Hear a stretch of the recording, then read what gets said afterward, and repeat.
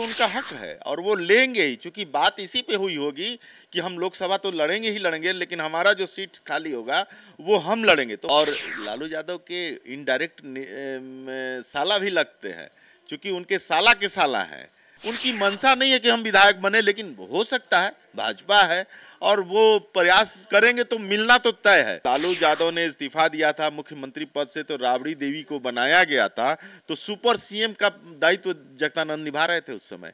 आपके यहाँ नियम कह रहे हैं कि किसी के नेता के बेटे को हम लोग नहीं, माने परिवारवादी से अलग होना चाहते, तो बहुत सारे हैं। सामने हैं विवेक ठाकुर।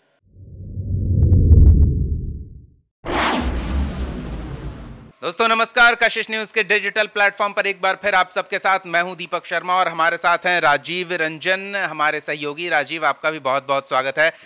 आम जिंदगी में एक गाना काफी पॉपुलर होता है, पापा कहते हैं बड़ा नाम करेगा, बेटा हमारा ऐसा काम करेगा।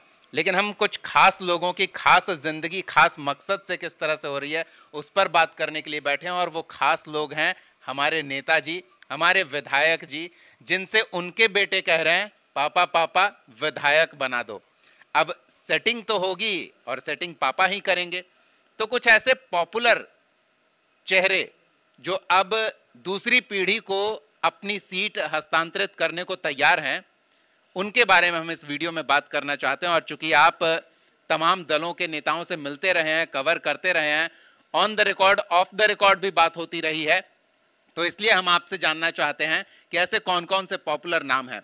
एक नाम जिससे मैं चाहूंगा कि आप शुरू करें, एक सीट खाली हो गई है और वो सीट है स्वर्गीय सुशील मोदी की। उनके अभाव में उनकी कमी पार्टी को ना खले, इसके लिए क्या उनके बेटे की कोई संभावना आने वाले चुनाव में दिख रही है? सबसे पहले तो इससे शुरू करना चाहेंगे। देखिए, सुशील मोदी एक जाना नाम है, पहचाना नाम है, देश स्तर पर ये नाम है, और भाजपा के लिए तो बड़ा नाम हुआ करता था। अब वो नहीं है हम लोग के बीच, लेकिन उनकी कमी तो खल रही है भाजपा को। भाजपा का कोई भी डेटा अगर किसी भी बात पर को लिया जाए, बिहार में खास करके, तो किसी भी डेटा को अगर जानना हो, किसी चीज़ के डेटा को, तो आप सुशील मोदी के पास चले जाइए और बात करिए, तो वो कमी खलेगी। और हाल के दिनों में जब उनकी मृत्यु हुई थी, उनके 3 महीने पहले उन्हें राज्यसभा का भी सीट नहीं दिया गया था, तो एक गुस्सा आया था लोगों के मन में कि बताइए, विद्यार्थी परिषद के जीवन से वो भाजपा के साथ जुड़े हुए हैं और इतनी लंबी उन्होंने पाली खेली है, और भाजपा के लिए पाली खेली है, न कि किसी अपने के लिए। अपने बेटे को भी नहीं आगे बढ़ाया था, लेकिन एक लॉबी है सुशील मोदी की, तो वो लॉबी चाहती है कि उस गुस्से की भरपाई के लिए भाजपा आला कमान एक रास्ता निकाले, और रास्ता के तौर पर उनके बेटे को दें, मौका दें। छोटे बेटे की बात हो रही है तो वो तो मिलना ही चाहिए, क्यों नहीं मिलेगा? अक्षय मोदी, हाँ, क्यों नहीं मिलेगा, ये सवाल उठता है। आपके यहाँ नियम कह रहे हैं कि किसी के नेता के बेटे को हम लोग नहीं, माने परिवारवादी से अलग होना चाहते, तो बहुत सारे हैं। सामने हैं विवेक ठाकुर, सीपी ठाकुर के पुत्र जो हैं विवेक ठाकुर, राज्यसभा से थे और अकस्मात उन्होंने ऐसा किया कि उनको लोकसभा नवादा दे दिया गया, और राज्यसभा सीट पर रहते हुए भी उन लोकसभा चुनाव लड़े, तो फिर इनको क्यों नहीं मिलना चाहिए?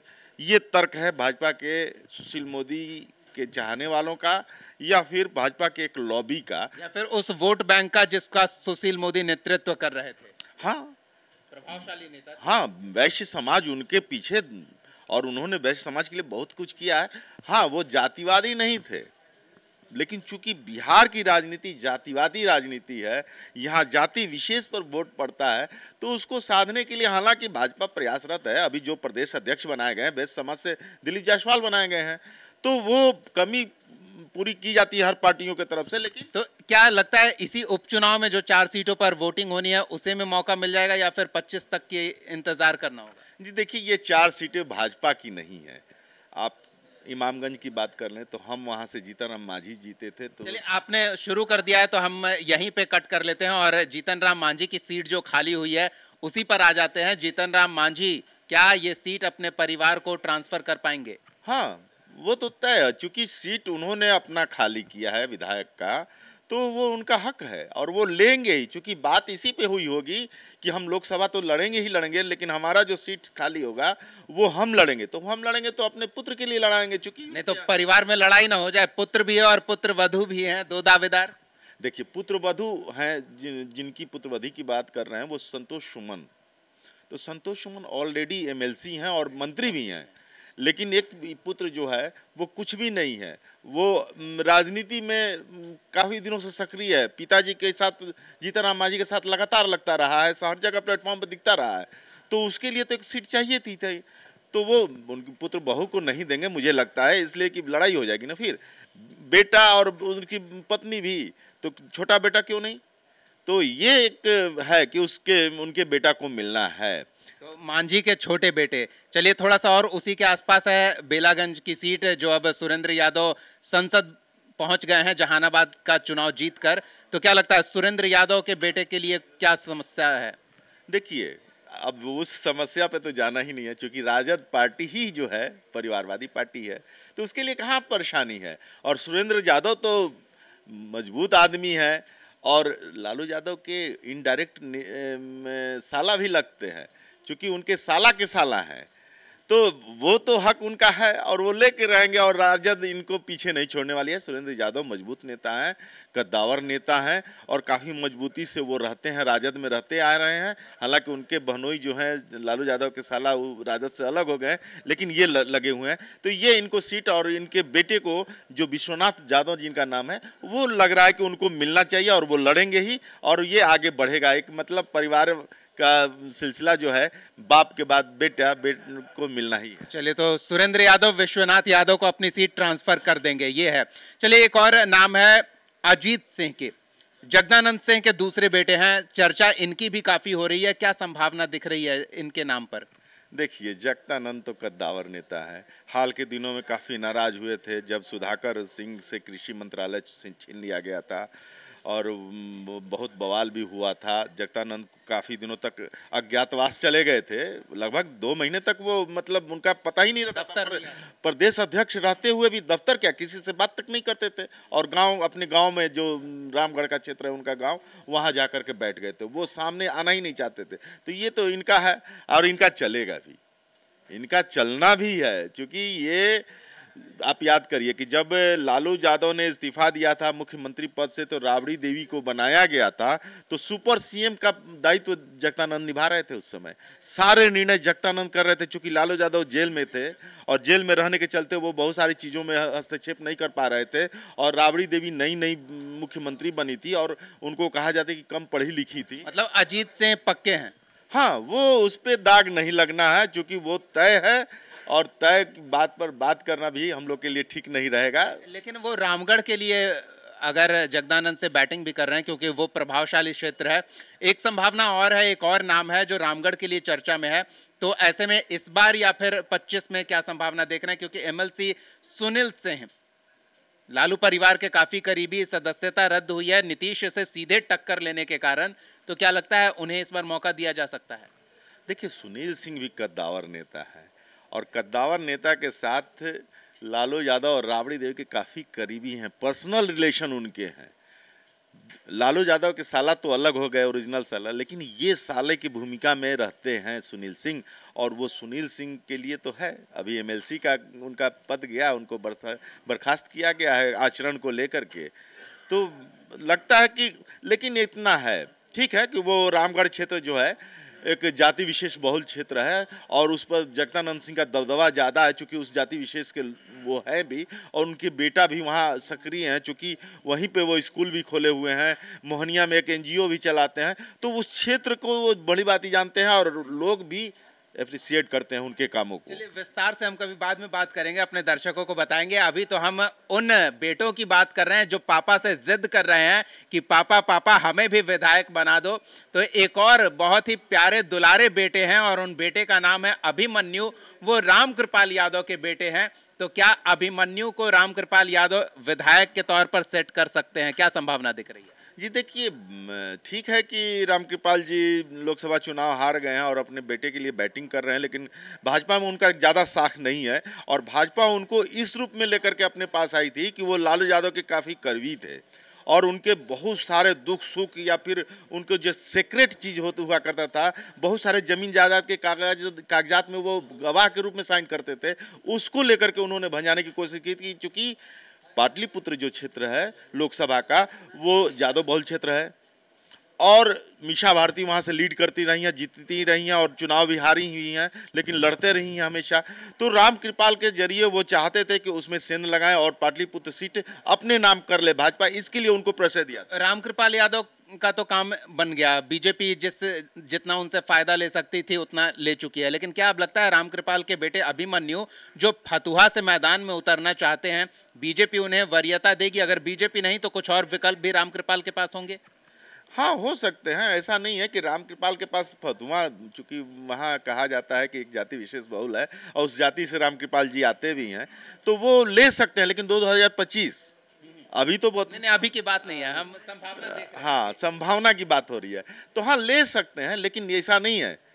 देखिए, भाजपा में भी उन्हीं नेता के बच्चों को सीट मिलता है जो कि कैडर रहे हैं और अपना त्याग करके पार्टी में बने रहे हैं। आप अश्वनी चौबे के नाम नहीं ले रहे हैं। अश्वनी चौबे काफी कद्दावर नेता है। उनके बेटा भागलपुर से चाहते थे विधानसभा चुनाव लड़ना। अर्जित शाश्वत हमारे लिस्ट में अश्विनी चौबे थे, लेकिन अब चर्चा के दौरान बात आ गई है तो उन्हीं पे कर लेते हैं। अर्जित शाश्वत अपने पापा को कह ही रहे होंगे, पापा पापा विधायक बना दो रूप से, और कह ही नहीं रहे हैं, वो अपने स्तर से भी प्रयास कर रहे हैं अर्जित शाश्वत। ऐसा नहीं है कि सिर्फ कहना ही रह जाएगा, लेकिन प्रयास कर रहे हैं। लेकिन देखिए, भाजपा है, भाजपा संगठनात्मक पार्टी है, विश्व की सबसे बड़ी पार्टी होने का गौरव उसको प्राप्त है और भाजपा आगे के लिए रास्ता खोजती है कि हम किस तरह से मजबूत रहें, और इस मजबूती में परिवारवाद से अलग रहना उसका एक मोटो है और उसके तहत वो लगते हैं। लेकिन हाँ, कुछ एक्सेप्शन तो हर चीज़ में है, अपवाद तो हर चीज़ में होता है, तो भाजपा भी अपवाद से अछूता नहीं है। अरिजीत शाश्वत को दे सकती है, चूंकि मजबूत कड़ी हैं वो, और इस बार अश्विनी चौबे को लोकसभा सीट भी नहीं मिला है, वो काफ़ी नाराज भी चल रहे हैं। बीच में आया कि प्रदेश अध्यक्ष भी बन सकते हैं। पुराने नेता हैं, उनकी नाराजगी दूर की जा सकती है, ये आप संभावना देख रहे हैं। चलिए अवधेश नारायण सिंह की बात कर लेते हैं। उनके वैसे 3 बेटे हैं, बड़े बेटे के लिए वो संभावना देख रहे थे, तो क्या लगता है विधायक बन सकते हैं? देखिए, निश्चित रूप से अभी हाल के दिन में अवधेश नारायण सिंह अपने बड़े पुत्र को लेकर के प्रधानमंत्री से मिलने गए थे।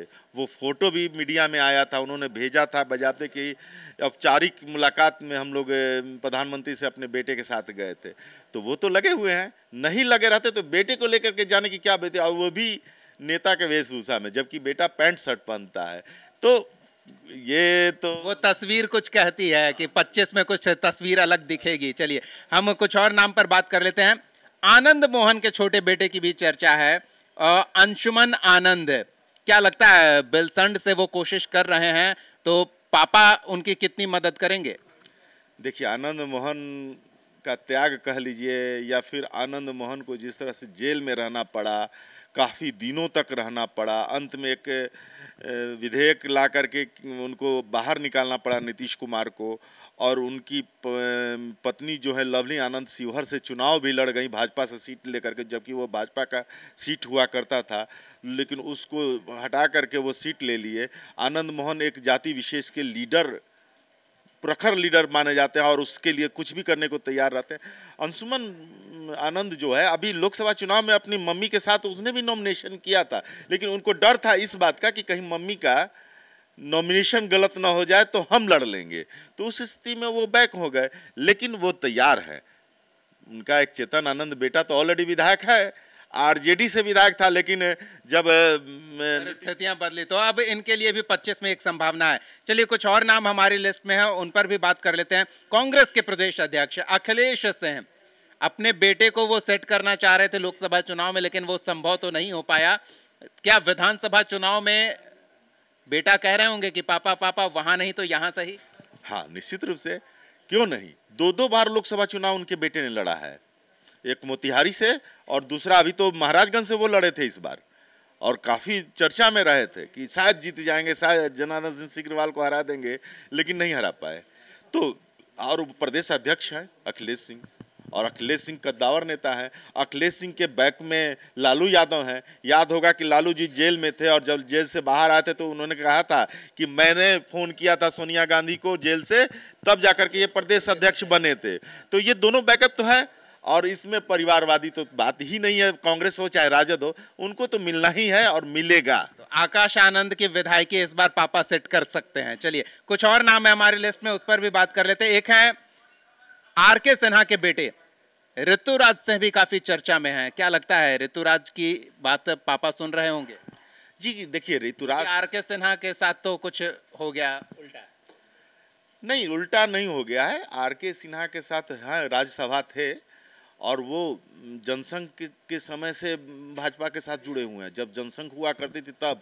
और बिहार भाजपा को एस्टेब्लिश करने में कैलाशपति मिश्र के साथ वो भी साथ में थे और फाइनेंशियल सारा चीज आज तक देखते हैं। अगर बेटे के लिए टिकट मांगेंगे तो मिल जाएगा? मिल जाएगा, क्यों नहीं मिलेगा। लेकिन हमको नहीं लगता है कि ऋतुराज सिन्हा विधायक के चुनाव लड़ेंगे, क्योंकि प्रधानमंत्री की 9 रत्नों में एक रत्न ऋतुराज सिन्हा भी हैं, क्योंकि वो राष्ट्रीय मंत्री भी हैं भाजपा के और वो लोकसभा चुनाव के लिए तैयारी में लगे हुए थे और वो मिलते मिलते रह गया। लेकिन उनकी मंशा नहीं है कि हम विधायक बने, लेकिन हो सकता है, भाजपा है और वो प्रयास करेंगे तो मिलना तो तय है। लेकिन मुझे नहीं लगता कि वो लड़ेंगे विधानसभा का चुनाव, क्योंकि ऋतुराज बड़े कद के नेता बनने चाह रहे हैं। और कुछ नाम है हमारे साथ, अरुण सिन्हा है, कुम्हरार से अपने बेटे के लिए संभवतः मिथिलेश उनके बेटे हैं, वो कोशिश कर रहे हैं कि कुम्हरार सीट परिवार में बनी रहे। तो क्या लगता है कि अरुण सिन्हा वो कद रखते हैं कि टिकट दिलवा दें? अरुण सिन्हा का कद घटा है, घटने का कारण भी है, उम्र भी हो गया है और वो पार्टी के लिए कुछ ऐसा नहीं कर पा रहे हैं, जिसके चलते अभी पिछले ही 2020 के चुनाव में उनको टिकट नहीं मिलने की बात आ रही थी, कट रहा था, परेशान थे, सार्वजनिक स्तर से बोल भी रहे थे कि क्या होगा मेरे साथ। लेकिन टिकट मिला उनको, लेकिन अपने बेटे को सेट नहीं कर पाएंगे, मुझे जो जानकारी है, जो स्रोत बताते हैं, भाजपा के लोग बताते हैं। हालांकि मिथिलेश जी अपने बेटे के लिए, मतलब अरुण कुमार के बेटे का नाम है मिथिलेश, तो वो भी सक्रिय है और वो रूट लेवल पे, माने वो बूथ लेवल पे प्रयासरत है, वहाँ गोलबंद करने में लगा हुआ है लोगों को। लेकिन ऐसा नहीं है, मतलब अगर पिता की बदौलत ना मिले तो अपनी मेहनत की बदौलत भी मिल सकता है उन्हें। हाँ, वो लगा हुआ है, संघ के शाखा में जाना, विद्यार्थी परिषद के कार्यों में लगना, भाजपा के युवा मोर्चा के जितने भी कार्य होते हैं उन क्षेत्र में उसको लीड करना। पिताजी की पैरवी एक अपर हैंड मिथिलेश के लिए हो सकती है, लेकिन उनकी संभावना है। एक और हैं हमारे साथ, मंत्री हैं प्रेम कुमार, उनके बेटे हैं प्रेम सागर, उनकी भी चर्चा चल रही है कि वो गया से अपनी सीट बेटे को इस बार ट्रांसफर कर देंगे, क्या लगता है? हाँ, हमने कहा पहले ही कि बिहार जो है जातिवादी राजनीति का गढ़ है और उस स्थिति में प्रेम कुमार जो हैं एक चंद्रवंशी समाज से आते हैं और पिछले कुछ दिनों से उन्हें हाशिए पर भेज दिया गया था। हालांकि इस बार फिर से मंत्री बन गए हैं। वो बहुत काफ़ी दिनों से बेटा के लिए भी लगे हुए थे और मजबूत कड़ी भी हैं, उन्होंने जीवन दिया है भाजपा को, तो वो लगे हैं, मिलना चाहिए उनके हिसाब से। लेकिन अब भाजपा कितने बेटों को, अपने राजनीतिक नेताओं के बेटों को टिकट दे पाएगी, क्योंकि गया शहरी क्षेत्र है और शहरी क्षेत्र में भाजपा मजबूत हुआ करती है और उस स्थिति में जातिवादी तो है ही, लेकिन उसके अलावा भी अन्य जातियों का वोट भी मिलता है। तो ये आप सिर्फ बीजेपी के लिए संदेह व्यक्त कर रहे हैं, INDI अलायंस खेमे के लिए ऐसा संदेह नहीं है कि बाप है तो बेटे को ट्रांसफर होगा या नहीं होगा? चलिए, बहुत बहुत धन्यवाद राजीव इस तमाम बातचीत और जानकारी के लिए। तो हम उम्मीद करते हैं कि ये जो कुछ नाम हमारे चर्चा के दौरान आए हैं, उन नामों पर आपकी क्या राय है, कमेंट सेक्शन में अपनी बात जरूर साझा करें। और कुछ और ऐसे बेटे हैं जिन्हें आपको लगता है कि उनके पिताजी उन्हें सेट कर सकते हैं राजनीति में, तो कमेंट सेक्शन में उनका भी नाम रखें। अगले चर्चा में हम उनके बारे में भी विस्तार से आपको जानकारी साझा करेंगे। फिलहाल इस वीडियो को लाइक करें, कमेंट करें, चैनल को सब्सक्राइब करना ना भूलें और ताज़ा तरीन खबरों के साथ साथ ऐसी ही सियासी चर्चा के लिए कशिश न्यूज़ के डिजिटल प्लेटफॉर्म से जुड़े रहें। बहुत बहुत धन्यवाद राजीव, आपका भी बहुत बहुत धन्यवाद। नमस्कार।